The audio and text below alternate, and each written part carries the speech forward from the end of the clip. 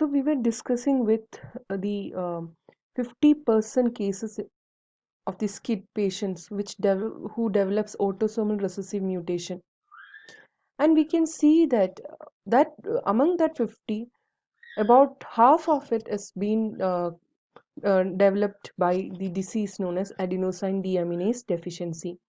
Here, what we can see is that adenosine deaminase is an enzyme that is required for the deamination of nucleoside, that is the conversion of the nucleoside adenosine into inosine.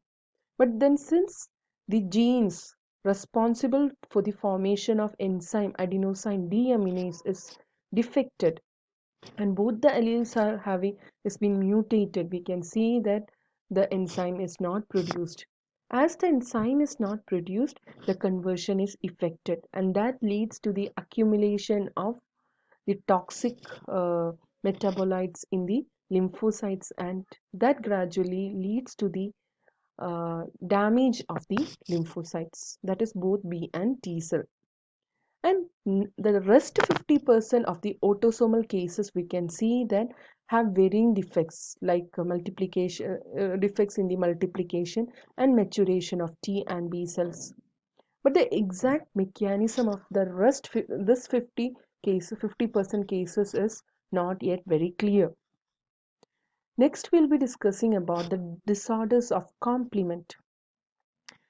We know what are complements. We know that complements support or complement the functions of an antibody. But then people who develop this deficiency, who have a defective gene in the and which affects the development of complement component, will develop one or another of these patients' proteins have a diminished ability to kill invaders, and they result in increased infection. That is, when the complement components are defect or have deficiency, those patients find it very difficult to kill the invaders, and that can lead to recurrent infection. A variety of complement deficiency and abnormalities of the functions have been associated with increased susceptibility to infection. Because we know that complements are very necessary for the opsonization, killing of bacteria, chemotaxis, etc., which are all affected when there is an absence of components of complements. And we can see that this complement disorders deficiency is highly been associated with autoimmune diseases. I'll just cite some example, like if there is a deficiency of complement component C1q, it may cause development of disease known as systemic lupus erythematosus. And if there is a deficiency of C7 component, it may leads to this susceptibility to brain disease like meningococcal or gonococcal infection. Next is, and the last one of the primary immunodeficiency are the disorders of phagocytosis. We know that phagocytes, in like the macrophages, the neutrophil, what they do is they engulf the pathogen, infected cells or the foreign pathogens and destroys them. But then what happen if these are being defective? I should say defective.